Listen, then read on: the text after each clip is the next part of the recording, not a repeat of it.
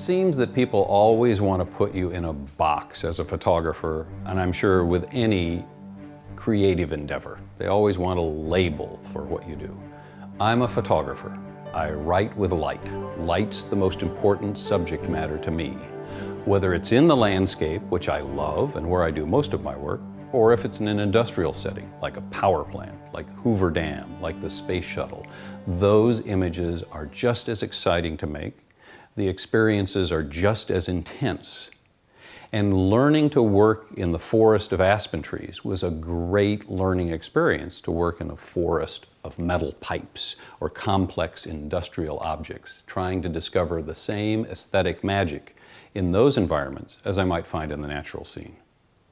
I've taught workshops for years, and many times when participants arrive, they're looking for the secret recipe, the secret developer, the secret something.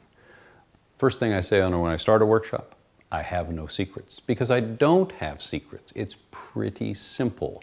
However, the basic techniques of photography are important to have under control. That's the syntax, that's the grammar of the language. And if you're going to communicate with the language of photography, you need to put those basic building blocks together. Then you get to working on the real secret, and that's an individual relationship with that particular photography. That's the real secret, finding out what makes you tick and trying to put that into your images, along with the fabric of the technique. But what people will remember is the image, not the craft. Years ago, I took a workshop from a wonderful, inspiring woman named Ruth Bernhard. And I got up to introduce myself and I said, I shot this picture. I believe it's the closest I've come in my life to being verbally crucified, but it was pointed out by Ruth that that might not be the best terminology. She said, you don't shoot pictures, you make photographs. And I think today we don't capture, we don't shoot. Those don't have anything to do with the act of creating an image that should come not just from your head, but from your heart. Ruth Bernhard said on a number of occasions, in a really good photograph, you see the signature of the photographer in the image before you get close enough to see the signature on the mat. That's what I'm always striving for, is to put a little bit of me, if I'm lucky, into each and every print. The term black and white photography, I really think is a misnomer. If we were to accurately describe the medium, it would be black, white, and many shades of gray in between. And I think it's the transition from one shade of gray to another, as things modulate, as they don't break off in hard edges. It's kind of like great musical performance. You hear the note, but it's the sound between the notes, the air vibrating, those intangibles that really can put a chill up your spine. And those intangibles that are so important in the subtle differences of every photographic print. Black, white, color, it doesn't matter. It's the intangibles that will really get inside you and resonate. Well, I started in photography with a simple Instamatic type camera, but for real photography, it happened on Christmas night 1969 when a friend received an enlarger as a Christmas gift, invited me over to see a makeshift darkroom in operation in his bedroom. And magic occurred when that first print emerged in this small tray of what looked like murky water. After that, I was hooked. Well, after seeing that first print emerge in that solution, a week later, I took some money I'd saved from a newspaper delivery route. My father and I went to a camera store and I bought an enlarger for $75 with 2 lenses. When I got my first enlarger, my initial influence in terms of photographs came from my passion in life, which was racing. I like to take pictures of cars. I worked on the pit crew of a professional dragster, and so those racing magazines contained the photographer's work that really inspired me initially. My portfolio of prints in those days fit into a manila envelope. It wasn't much of a portfolio, but that's what I took as a senior when I signed up for Photography 1 to introduce myself to Mr. Lee, my high school photography instructor, a person that really inspired me in my love of photography today.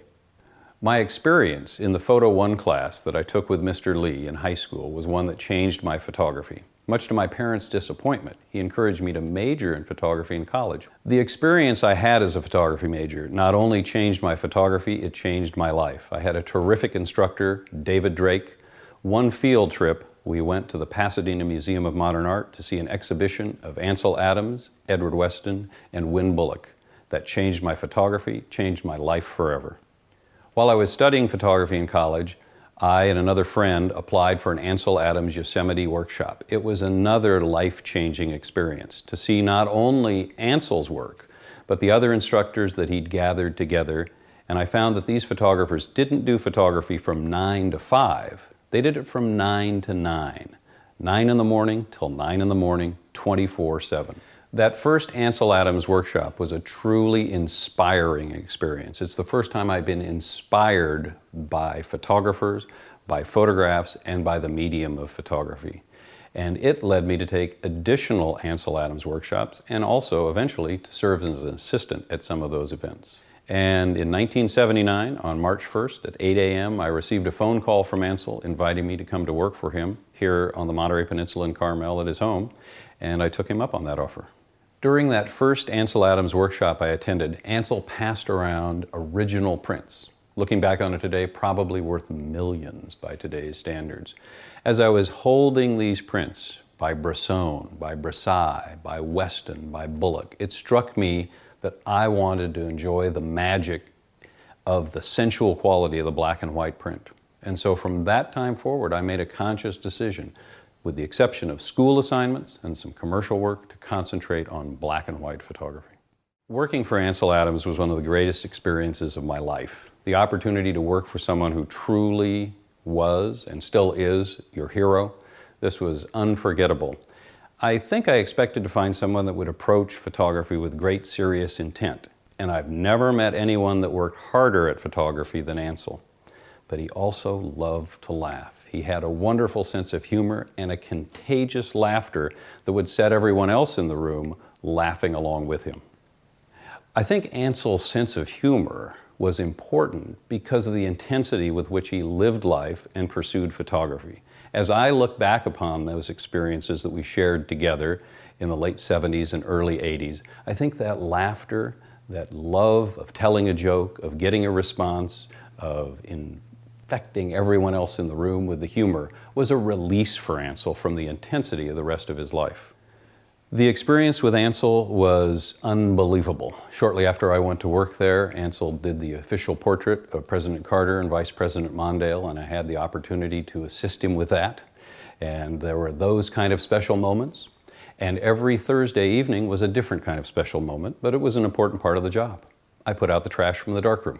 And that allowed Ansel to do things only he could do. And that was, I thought, one of the real joys of working with Ansel, was to be a partner with him, to do things that I could do under his direction and allow him to do the things that only he could do, including making his own prints in the darkroom. One time, assisting Ansel in the darkroom, and keep in mind, Ansel made his own prints. He was his own printer. He'd do the printing and the developing. I'd take him over in the stop bath, the fixing, and subsequent chemicals. But he loved to tell stories, and there would be this darkroom chatter back and forth between the two of us. And one day he said, "Dodging and burning are steps to take care of mistakes God made when establishing tonal relationships." And I just burst out into laughter. As soon as the white lights came on, I picked up a 3x5 card and wrote that quote down, and I think of it often. I learned a great deal in the years I worked for Ansel as his photographic assistant. I learned about the craft of photography, and that was very valuable then. It's very valuable now. It's valuable as a photographic instructor. But the most important thing I learned from Ansel was that he was still in love with the medium of photography. He was still excited when a print turned out the way he wanted it, and that passion that he continued to pursue, I think, just permeated his imagery. Ansel had a phrase that he frequently referred to himself as a cliché. The negative is the equivalent of the composer's score, and the print the performance. Ansel, as a young man, was trained as a pianist, and he was very gifted at that. He gave that up to do photography. But to watch him work in the darkroom, to watch him orchestrate a negative in pursuit of an intense performance that rekindled not only the memory of what he would have seen when he made the negative, but more importantly, as he described it, what he felt, the equivalent of what he saw and felt, and some of the extraordinary efforts he would go to in the darkroom, making it look easy, was really one of the special moments of working with Ansel side by side, watching him orchestrate these negatives into a fine performance. Ansel is very well known for the zone system. It's the technique that he and Fred Archer formulated in the late 1930s to try and apply the science of sensitometry to the photographic process in the field, to allow one to visualize the end result. As important as the negative is, and it's very important, it's just a stepping stone to the final destination, the print. The medium of photography is a medium of communication. Photography, light writing. We tell a story using light. The conventional photographic darkroom is a place of alchemy. But the idea is to create an image that can speak to the photographer first, and then the icing on the cake, perhaps, to another human being.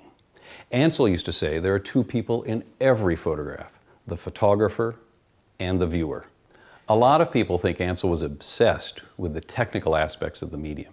He was very knowledgeable about those aspects of the medium, but to him, they were a stepping stone, they were an intermediate point to reach the print. That print was the final destination, and that's where he would invest his energy, and that's where the interpretation would come. It wasn't an attempt to reproduce what was in front of the camera. It was an attempt to reproduce the feeling that one had when they were standing behind the camera.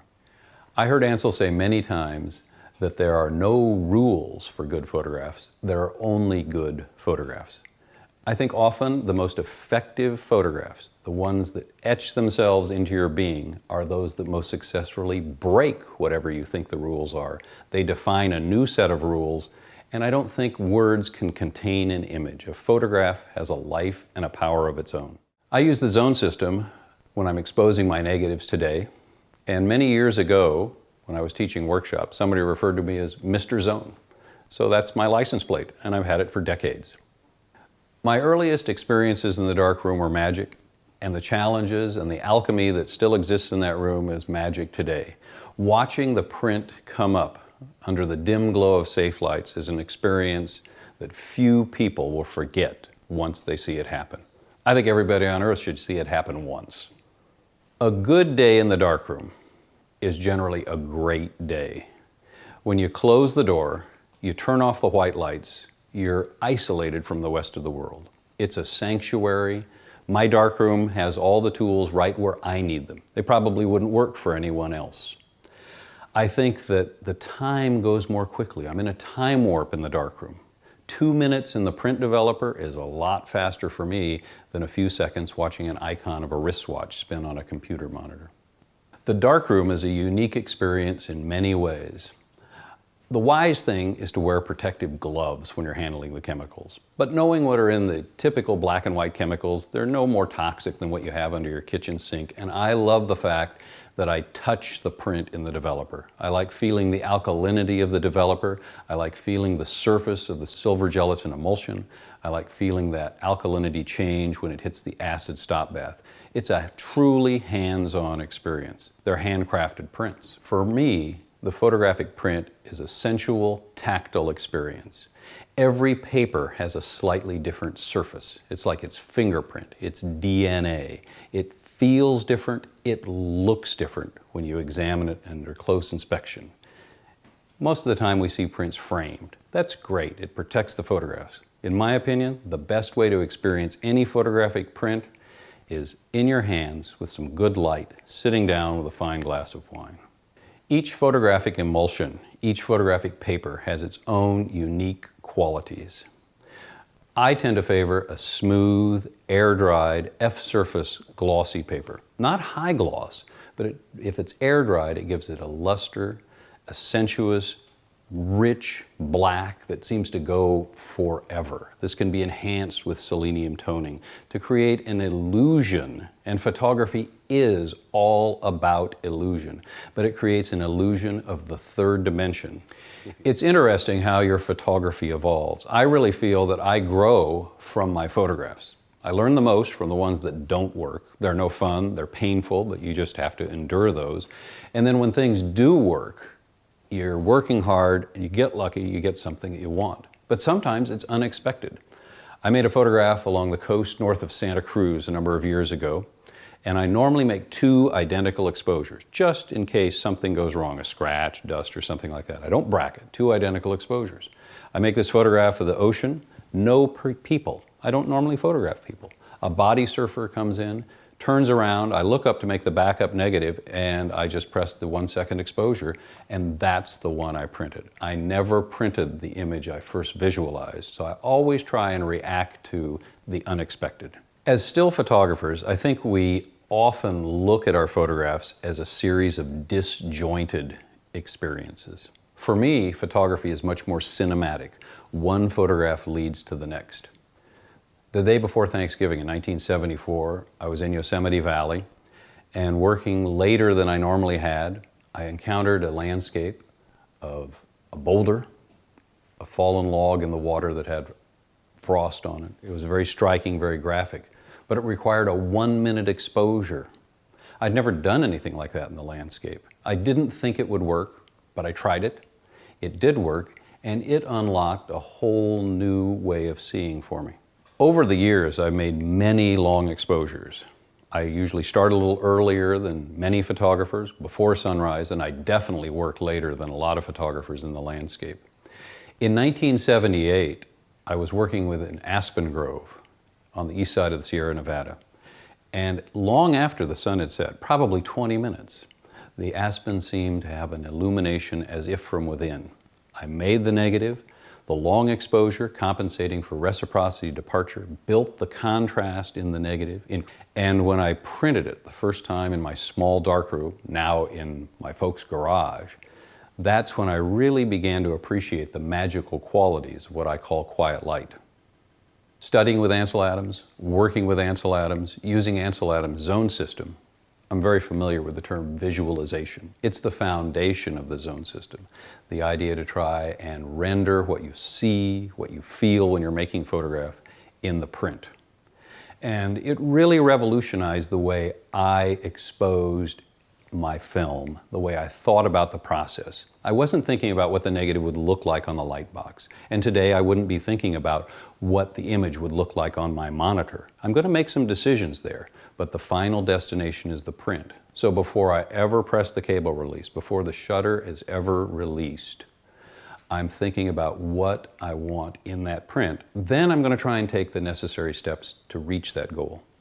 The way photography renders the world, and especially for me, traditional photography, it's about roundness, it's about volume, it's about the ability to create the illusion of air and space in an image that's only a few 10,000ths of an inch thick. These illusions are so important, and many times I think people, in pursuit of creating the sense of reality in a photograph, they sharpen things too much, they print with too much contrast, they overdo things. It's just human nature.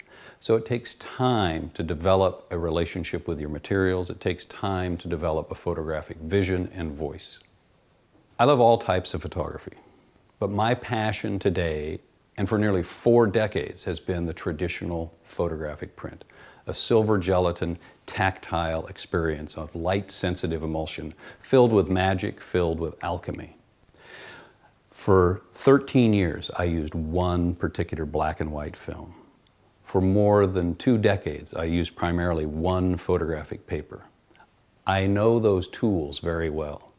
I have concern at how rapidly digital technology is evolving. I hope that those practitioners that are in love with that aspect of the medium are taking time to learn the subtle nuances, the things that cannot be measured with a spectrophotometer, the things that cannot be a part of a profile for a printer, those intangibles that make up the real heart and soul of a photograph. I have a phrase I coined a number of years ago: process film with precision, print with compassion. When I expose the negative until I turn on the white lights in the fixer, I don't know what I have, so I don't want to introduce variables. I try and be as precise as possible. In the darkroom, when I'm printing that negative, I have a variety of tools at my disposal. I don't use those. I use judgment. I'm very careful. I try and be precise, but I try and work in an intuitive basis. I let each print lead on the journey to the final destination, the finished, successful print. The darkroom is indeed a place where magic occurs. There are devices that are involved in this process. We have an enlarger that holds the negative. We project light through it, focus it onto the paper, where the paper is held by an easel. And that, in and of itself, is a wonderful place for creativity. We can lighten, we can darken. We call it dodging and burning. It is like an orchestration. It's like a dance. It's a wonderful experience to be involved in. Then we take that paper, once it's been exposed, and we immerse it in the developer, sometimes known as the soup. And watching that image appear under the dim glow of the safe light is an unforgettable experience. I've seen it literally hundreds of thousands of times over many years. And not every sheet of paper is one you remember, but when you really look down and watch it, it is still magic. I even know a little bit more about how it works today, but it's still magic to me. Then we take it into a chemical, basically vinegar, some acetic acid, where the development stops. Then we put it into a bath called fixer. And what that does is it fixes it so it will no longer be light sensitive. After an appropriate amount of time in there, we can turn on the white lights. And when a print meets your expectation, when that white light comes on, when it's your photograph and it's what you want it to be, or in those rare occasions where it exceeds your expectation, it just hits you right here. It's a real experience that you'll never forget.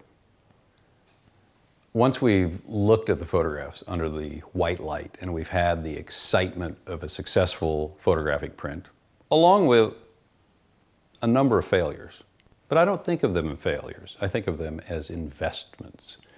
And sometimes you have to try a few different routes before you find out where you're really going. And then you have this piece of paper that's wet. It's very fragile. But with experience, you can actually handle it quite successfully. You don't want to crimp it, you don't want to scratch it, because that would impair the integrity of the beautiful silver gelatin surface once it's air dried. We go and we put some toning. Many photographers use a selenium toner that imparts greater permanence to the image and also gives an illusionary added depth or third dimension to the image. The prints have to be washed to a state of archival permanence. So we use archival print washers. It takes a fair amount of time, a few chemicals beforehand to get the harmful chemicals out of the photographic paper. And then the drying is very simple. They're dried face down on some fiberglass window screens, and they just air dry. One of the challenges for a lot of printmakers is that the wet print will be a little bit lighter, especially in the highlights and the middle values, than the dry print. We call this dry down.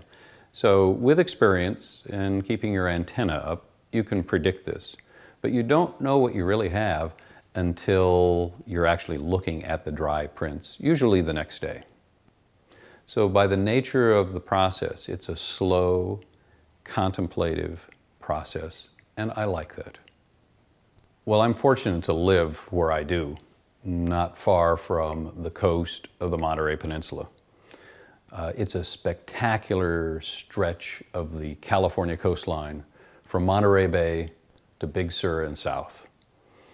One of the most notable and recognizable areas for photographers of this coastline is Point Lobos, made famous by not just Edward Weston, but also his son Brett Weston, because they worked there in a contemporary fashion. But one of my favorite beaches to photograph, to explore, is Weston Beach, named after the great photographer Edward Weston, whose photographs of the rocks on that beach are some of the most memorable images in his incredible body of work. Photography, from making the exposure to the final viewing experience, is filled with magic. It also can be filled with pitfalls. Today, as technology is evolving, and we're experiencing images using different types of devices, from iPads to high-resolution monitors to flat panel displays. Sometimes people overlook the simplicity, the elegance, and the unique experience of the print. I also find photographers whose destination is the print, but they don't make a print until they think they've made all of the aesthetic decisions. They've got their monitor profiled. They've got everything they think calibrated, but it's a different experience.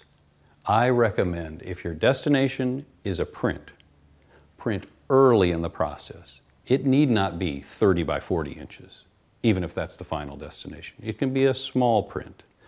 But once you hold that piece of paper, once you look at it as a print, you will see it differently, and then you can make additional decisions. You should print regularly in the process. It should be an evolutionary process. And when you get the first finished print, then you do something that traditional photographers have done for a long time. You live with it. And then maybe you go back and you reinterpret it based upon that experience of the photographer communicating with their own print.